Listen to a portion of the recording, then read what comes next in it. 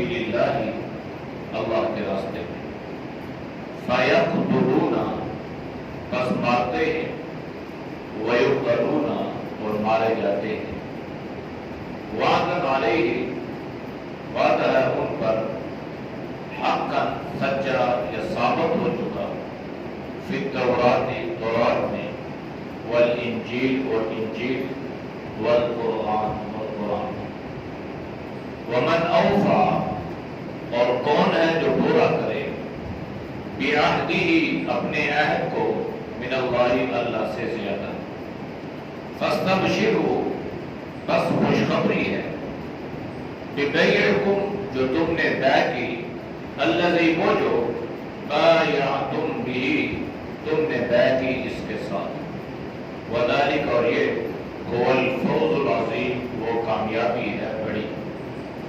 التائبون، توبہ کرنے والے، العابدون، عبادت کرنے والے، الحامدون، تعریف کرنے والے، السائحون، روزے رکھنے والے، الراکعون، رکوع کرنے والے، الساجدون، سجدے کرنے والے، الآمرون، حکم کرنے والے، بالمعروف، اچھائی کا، والناہون، اور روکنے والے، عن المنکر، گناہوں سے، والحافظون، اور حفاظت کرنے والے، لحدود اللہ، اللہ کی حدوں کی، وبشر المؤمنین، اور بشارت ہے ایمان والوں کے لیے۔ آیات کا ماقبل آیات کے ساتھ ربط اور تعلق یہ تھا کہ اللہ نے اہل ایمان کو اخلاص کے ساتھ مسجدوں کو تعمیر کرنا اور ان کی آبادی کا خیال کرنے کا حکم دیا گیا۔ اخلاص کے ساتھ مسجد کو بنایا بھی جائے، تعمیر بھی کیا جائے، اور پھر اسی انداز سے اس مسجد کو اعمال کے ساتھ آباد بھی کیا جائے۔ اور اللہ نے منافقین کی ان ساری سازشوں کو اور ان کے سارے ہتھکنڈوں کو ناکام فرما دیا۔ پھر اللہ نے اہل ایمان، مخلصین، مومنین، جو اللہ اور اللہ کے رسول صلی اللہ علیہ وسلم کے دین کو اپنی تمام متاع، اپنی جان، مال، اولاد سے بھی زیادہ عزیز اور محترم سمجھے تھے، ان کے بارے میں اس آیت میں اللہ نے بیان فرمایا۔ اور اس کا آغاز اللہ نے یوں فرمایا کہ ان اللہ اشتری من المؤمنین، کہ بے شک مومنوں نے خرید لیا، اہل ایمان والوں نے خرید لی، انفسہم و اموالہم، اپنی جان اور اپنے مال کے بدلے میں جنت کو، یعنی مال اللہ کے راستے میں خرچ کیا، اس کے بدلے میں جنت خرید لی، اور اپنی جان کو اللہ کے راستے میں شہید کیا تو اس کے بدلے میں گویا وہ جنت کے خریدار مانگے۔ یہ جو آیات ہے نا، یہ سورۃ و مدنی ہے، اور یہ آیات جو ہے یہ مفسرین نے لکھا ہے کہ یہ مکی ہے، اور اس پر سب کا اتفاق ہے۔ اس کا پس منظر جو مفسرین نے بیان فرمایا ہے وہ یہ ہے کہ آپ صلی اللہ علیہ وسلم کی نبوت کا 11واں سال تھا، یعنی نبوت کے 11ویں سال مینا میں ایک پہاڑی تھی رقبہ، یہاں پر مدینہ طیبہ سے 5 آدمی تشریف لائے، تو انہوں نے آپ صلی اللہ علیہ وسلم کے ہاتھ پر اسلام کو قبول کیا، بیعت فرمائی۔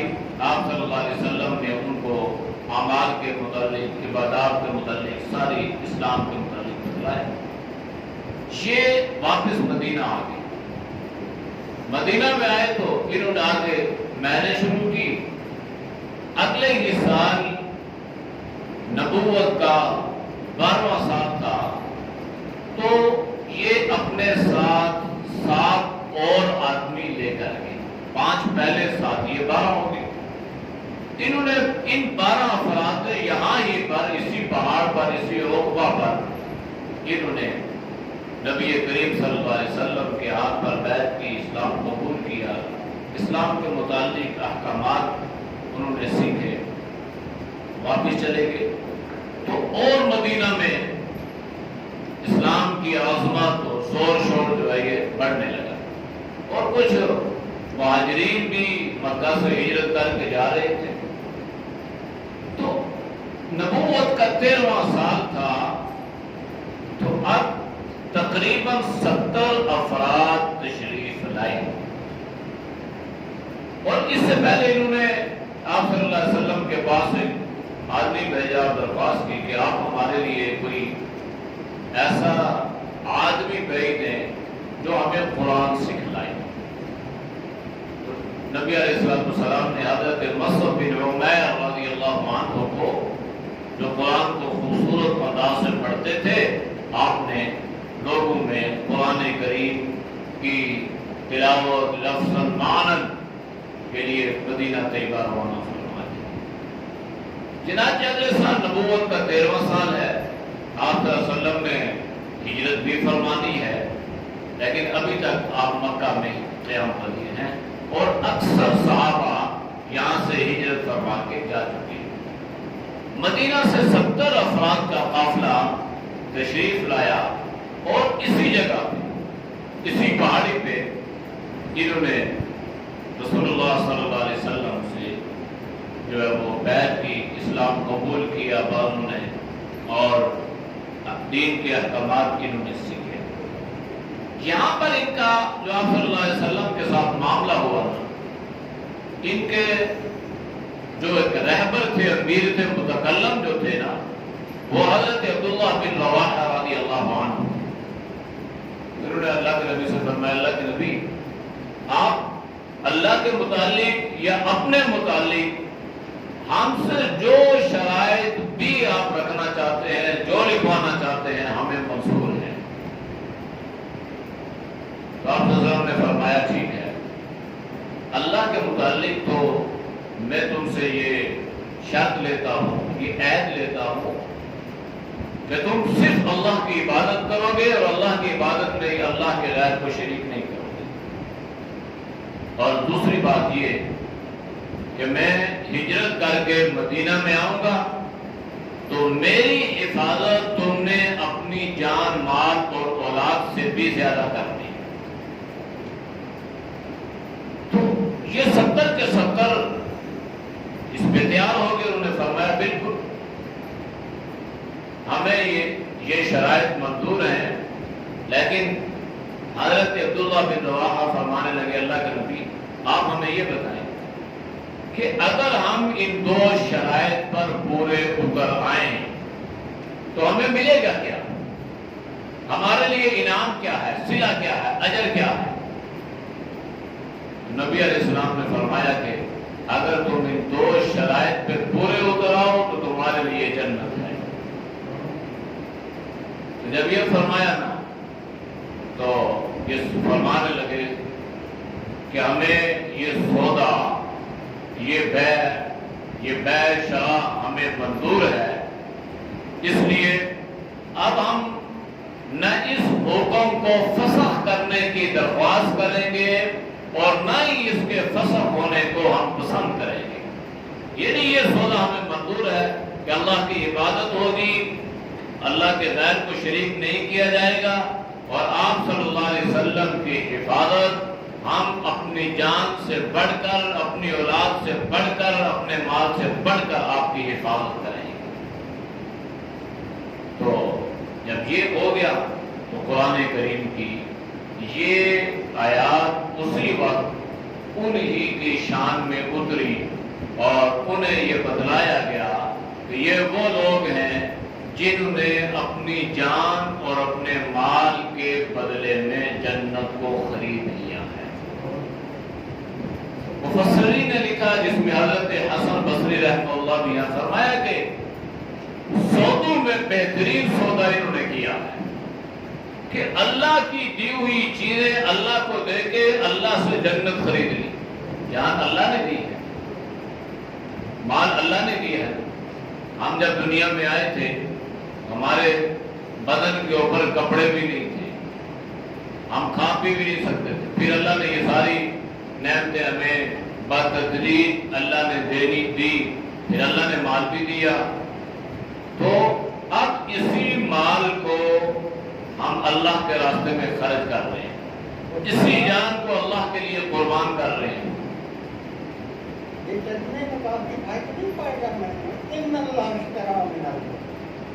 اللہ نے خرید لیا مومنوں سے ان کی جان اور مال کو جنت کے.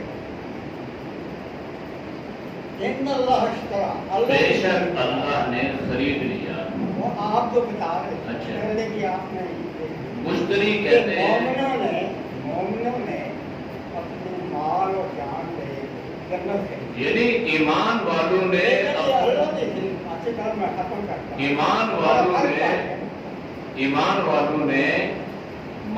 ایمان والوں نے دینا ہے نا, جان ایمان والوں نے دی. تو اس طرح کا معنی ہے خریدنا. مشتری کہتے ہیں خریدنے والے کو اور بائع کہتے ہیں بیچنے والے کو. سمجھ آ گئی؟ تو آگے لفظ آیا بِبَيْعِكُمُ الَّذِي بَايَعْتُمْ بِهِ, جو تم نے بیچا. تو اب یہ ترجمے میں اس کا یہ فرما رہے ہیں کہ ایسا ہوا کہ ان اللہ اشتری من المؤمنین, ایمان والوں سے, من کا مطلب ہے سے, المؤمنون ایمان والے. تو ایمان والوں سے اللہ نے خرید لیا کیا چیز؟ انفسہم, ان کی جان, ان کی ماں, ان کے اموال. بِأَنَّ لَهُمُ الْجَنَّةَ, انا حرف مشبہ بالفعل ہے بمعنی بدلے کے, یعنی ان کے جان اور مال کے بدلے میں جنت ہو. اس کا ترجمہ آسان فام الفاظ میں یوں کیا جائے گا, اللہ نے خرید لیا یا ایمان والوں نے خرید لیا. سمجھ گئے؟ اب ایمان والوں نے جان دی, مال دیا, جنت کو خرید لیا. اللہ نے ایمان والوں کو جنت عطا کر دی اور اس کے بدلے میں اللہ نے ایمان والوں سے جان اور مال کو خرید لیا. دیکھیں ایک بات ذہن میں رکھیں, بائع اور مشتری جو ہوتے ہیں, بیع و شراء کرنے والا, تو جو بیچنے والا ہوتا ہے اس کو بائع کہتے ہیں اور جو خریدنے والا ہوتا ہے اس کو مشتری کہتے ہیں. تو جان اللہ نے دی, مال اللہ نے دیا, پھر اللہ فرما رہا ہے کہ میں نے اس کو خرید لیا. اس لیے میں نے ذکر یہ کیا کہ مفسرین نے لکھا ہے کہ یہ سب سے بہترین سودا, یعنی دنیا میں اس سے بہترین سودا کوئی اور نہیں ہے, سستا سودا ہے, بہترین سودا. اچھا, مال اللہ نے دیا, جان اللہ نے دی, مال بھی اللہ کا, اللہ کی نعمت, جان بھی اللہ کی نعمت. پھر ہم اس کو اللہ کو بیچ رہے ہیں, اللہ یہ ہمارا اسی کا خریدار بن رہا ہے اور اس کے بدلے میں اللہ ہمیں جنت عطا کر رہا ہے. یعنی یہ حسن بصری رحمہ اللہ جیسا فہم فراست والا آدمی بھی یہ کہہ رہا ہے کہ اس سے بہترین سودا, اس سے بہترین خرید و فروخت, اس سے بہترین بیع و شراء دنیا میں اور نہیں ملتی کہ اسی کی دی ہوئی چیزیں اسی کو بیچ دو اور اسی سے جنت خرید لو. ابھی کتنا تو یہ اس وقت یہ آیات اتری اور انہیں یہ خوشخبری سنا دی گئی کہ آپ نے جو معاملہ کیا ہے یہ بہترین معاملہ کیا ہے. شان نزول تو ان کا یہی ہے, پس منظر ان کا یہی ہے. لیکن جو قرآن کریم کی عظمت, جس کا اعجاز, جس کی جو شان ہے, معجزہ ہے, وہ صرف ان کے ساتھ خاص نہیں ہوتا بلکہ اس سے مراد قیامت تک آنے والا ہر اہل ایمان مراد ہوتا ہے. آج بھی اگر کوئی ایمان والا اللہ کے راستے میں جان کو قربان کر رہا ہے, اللہ کے راستے میں مال قربان کر رہا ہے, تو گویا وہ جان اور مال کے بدلے میں جنت کو خرید یہ عظمتیں آج بھی اللہ اہل ایمان کو عطا کرتا ہے اور اللہ کر سکتا ہے، اور یہ سب سے بہترین مختصر خرید و فروخت اور بہترین کامیابی کا راستہ اللہ نے اس کو قرار دیا ہے۔ تو ان اللہ، بے شک اللہ اشترا خرید لیا، من المؤمنین ایمان والوں سے، انفسہم ان کی جان، یعنی جان کو اللہ کے راستے میں قربان کرنا، واموالہم اور ان کے مال، بِأَنَّ لَهُمُ الْجَنَّةَ بے شک ان کے لیے جنت ہے۔ اب کرتے کیا ہے؟ یقاتلون لڑتے ہیں، قتال کرتے ہیں، فی سبیل اللہ اللہ کے راستے میں، فیقتلون ویقتلون بس کیا کرتے ہیں؟ قتل کرتے بھی ہیں اور قتل کیے بھی جاتے ہیں، مارتے بھی ہیں، مار کھاتے بھی ہیں۔ ظاہری بات ہے، دستور ہے کہ اگر آپ کسی دشمن کے مقابلے میں نکلیں گے تو یہ نہیں ہے کہ آپ کو بالکل صاف راستہ ملے۔ بدر میں صحابہ شہید ہوئے، احد میں شہید ہوئے، اور اسی طرح کئی غزوات ہیں جن میں حضرات صحابہ رضوان اللہ علیہ اجمعین کو شہید کیا گیا، تو اللہ نے ان کی یہ عظمت بیان فرمائی کہ یہ وہ خوش نصیب لوگ ہیں کہ یہ اللہ کے راستے میں جہاد کرتے ہیں، لڑتے ہیں، اور اس کے نتیجہ کیا ہوتا ہے کہ مار بھی کھاتے ہیں اور مارتے بھی ہیں، یعنی قتال بھی کرتے ہیں، قتل بھی کرتے ہیں اور خود بھی مقتول ہو جاتے ہیں۔ وعدن علیہ حقا فی التوراۃ والانجیل والقرآن، وعدہ ہے ان پر اور یہ وعدہ ثابت ہو چکا ہے فی التوراۃ، تورات میں، انجیل اور قرآن میں۔ یہاں اللہ نے قرآن کا تو بالکل ٹھیک ہے کہ قرآن میں اللہ نے اہل ایمان سے یہ وعدہ کر دیا ہے اور اللہ کا یہ وعدہ سچا ہے، لیکن تورات اور انجیل کا اللہ نے اس لیے ذکر فرمایا کہ اگر کوئی آدمی اپنے زمانے میں تورات پر عامل تھا، عمل کرنے والا تھا، یا انجیل پر عمل کرنے والا تھا، اور وہ بھی اللہ کے راستے میں قتال کرنے والا تھا، تو اگر اللہ نے اہل قرآن کو یہ عظمتیں عطا فرمائی ہے تو یہ عظمتیں ان کے لیے بھی ہے، اس لیے کہ وہ بھی حق پر، سچ پر اور دین پر قائم تھے، وہ بھی اللہ کا سچا دین تھا۔ اس لیے اللہ نے فرمایا کہ یہ اللہ نے وعدہ تورات میں بھی، یعنی اہل تورات سے بھی اللہ نے فرمایا، اہل انجیل سے بھی اللہ نے فرمایا، اور یہ وعدہ اللہ نے اہل قرآن سے بھی فرمایا۔ وَمَنْ أَوْفَى بِعَهْدِهِ اور کون ہے، یعنی من جو ہے یہ بالعموم کے لیے، کون ہے جو کیا کرے؟ اوفا، وفا کرے، پورا کرے، کس کو؟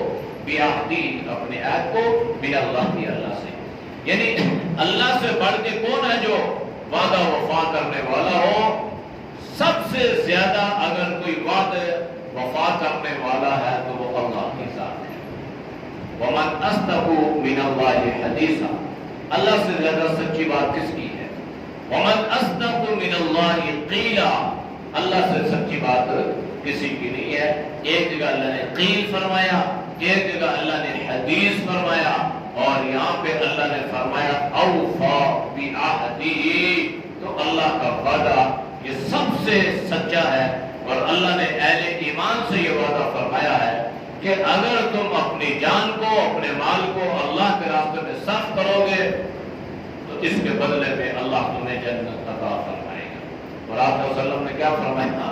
آپ نے فرمایا کہ یہ جو اللہ کے راستے میں شہید ہوتا ہے نا، شہید، تو جب اس کے خون کا قطرہ زمین پر گرتا ہے تو اللہ اس کے لیے جنت کے دروازے کھول دیتا ہے۔ اور آپ نے فرمایا قطرتان، دو قطرے ایسے ہیں جس پر اللہ نے جہنم کی آگ کو حرام کیا ہے۔ ایک قطرہ اللہ کے خوف سے نکلا ہوا آنسو کا قطرہ، اور ایک قطرہ جو ہے شہید کے خون کا قطرہ۔ تو شہادت جو ہے یہ جنت میں جانے کا سب سے آسان، سب سے بہترین اور سب سے خوبصورت طریقہ یہی ہے، اور سب سے بہترین موت شہادت کی موت ہے۔ فَاسْتَبْشِرُوا بِبَيْعِكُمُ الَّذِي بَايَعْتُم خوشخبری ہے، بشارت ہے، بِبَيْعِكُمْ تمہاری بیع، الذی وہ جو بایعتم تم نے بیع کی بہی اس کے ساتھ، یعنی آپ صلی اللہ علیہ وسلم کے ساتھ ان لوگوں نے جہاں پر جو بیع کی نا، اللہ نے فرمایا یہ جو بیع ہے نا، ان بیع کرنے والوں کو یہ کیا ہے؟ یہ خوشخبری ہے، انہیں بشارت ہے۔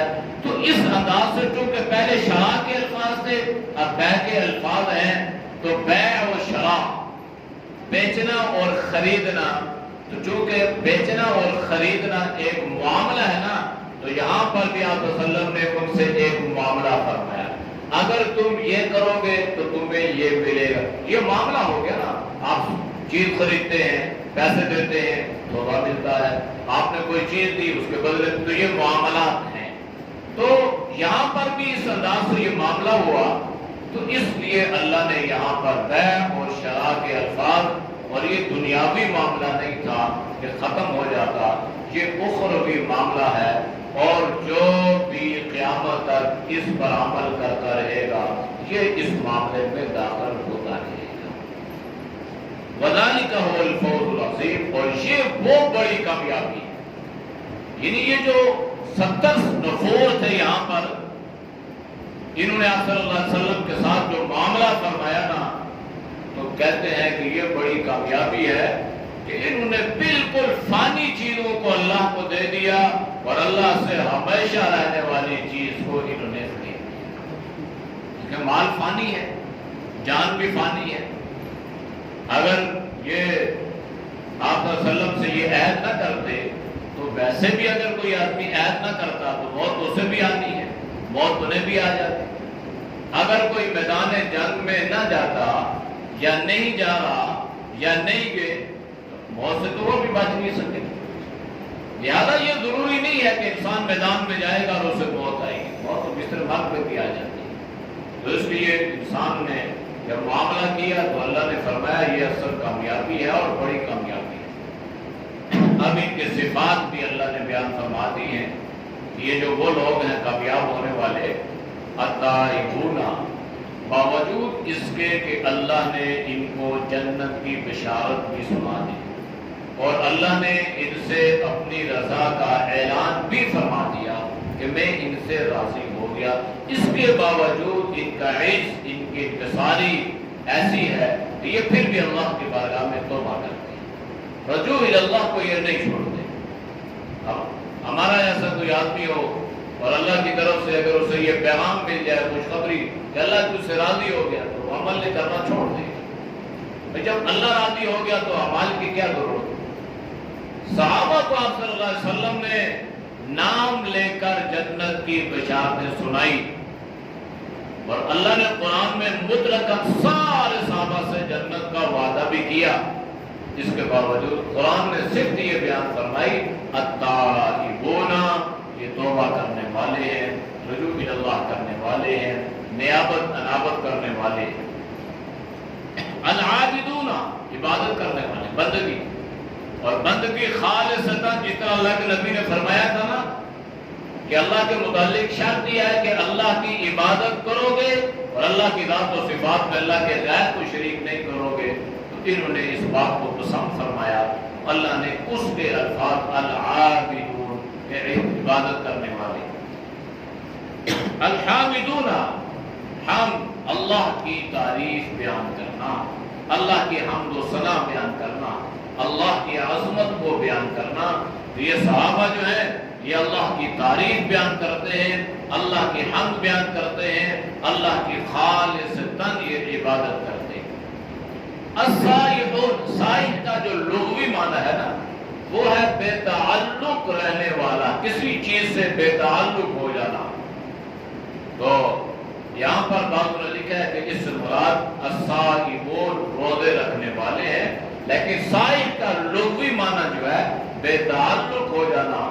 تو روزہ دار بھی کھانے پینے سے اور ساری چیزوں سے بے تعلق ہو جاتا ہے، اس لیے یہاں پہ السائحون لایا، اور اس میں جامعیت ہے اور اس میں بہت ساری ایسی چیزیں مراد ہیں۔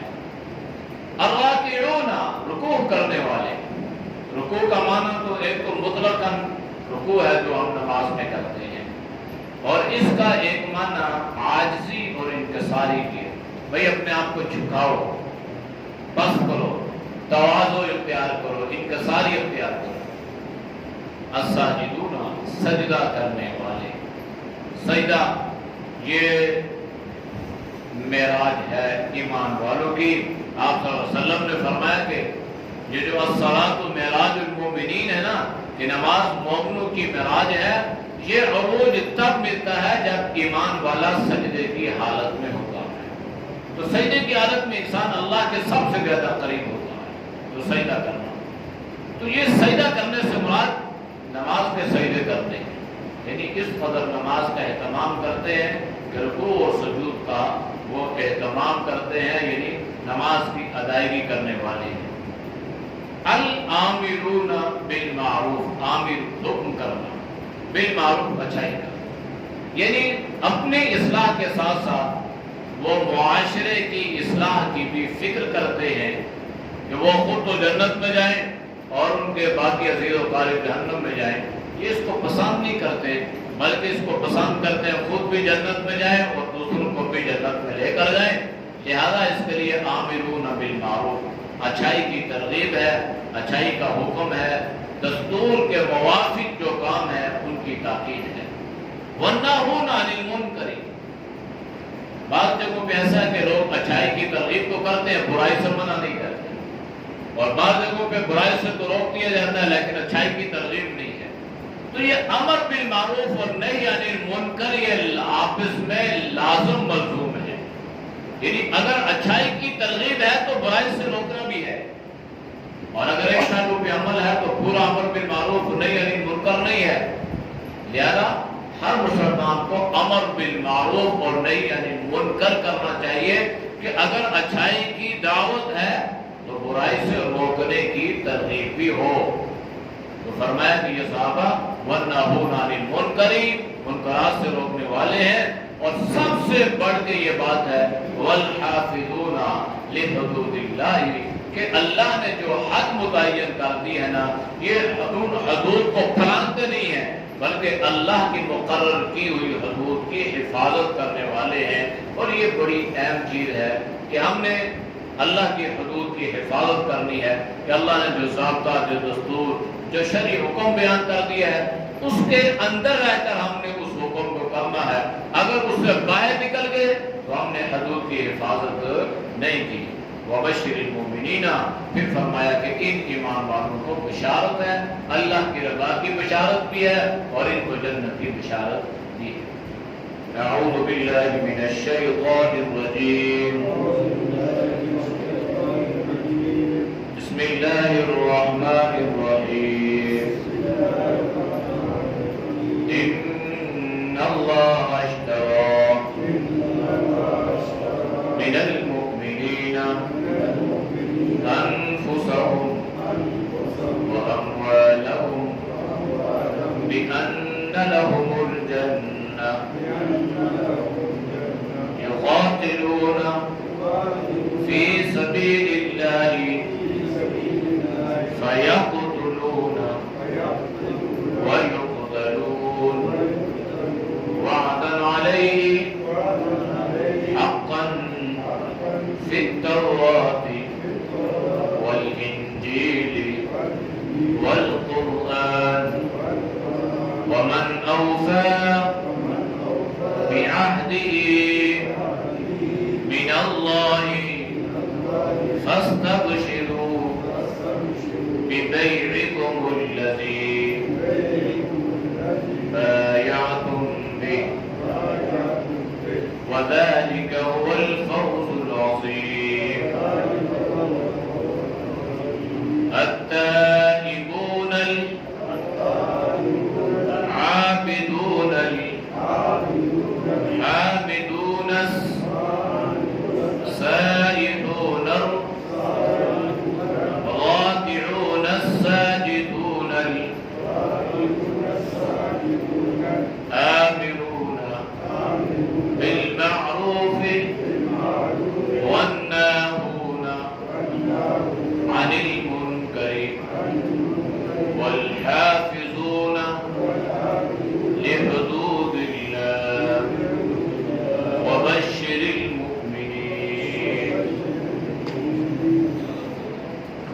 الحمدللہ رب العالمین والعاقبۃ للمتقین والصلاة والسلام علی النبی الأمی وعلی آلہ وصحبہ اجمعین۔ یا اللہ ہم سب کے صغیر کبیرہ گناہوں کو معاف فرما، گناہوں سے حفاظت فرما، نیک اعمال کی توفیق نصیب فرما۔ اے اللہ برے اعمال سے، برے اخلاق سے، برے راتوں سے، برے شعبوں سے اللہ تو ہم سب کی حفاظت فرما۔ اے اللہ علم اور عمل والی زندگی، تقوی و طہارت والی زندگی نصیب فرما۔ جہالتوں سے، مخالفتوں سے، پریشانیوں سے، مصائب سے اللہ حفاظت فرما۔ اے اللہ اپنے دین کی سربلندی کے لیے جان مال اولاد قربان کرنے کی توفیق نصیب فرما۔ اے اللہ مجاہدین اسلام کی مدد و نصرت فرما۔ جہاں کہیں بھی اللہ تیرے دین کی بات ہو رہی ہے، یا اللہ جو تیرے دین کی بات کر رہے ہیں، اللہ ان کی مدد و نصرت فرما۔ یا اللہ ان راستوں میں جتنی رکاوٹیں ہیں، مشکلات ہیں، اللہ اپنے فضل سے، اپنے کرم سے ساری رکاوٹوں کو دور فرما۔ یا اللہ ہماری دعاؤں کو قبول فرما۔ صلی اللہ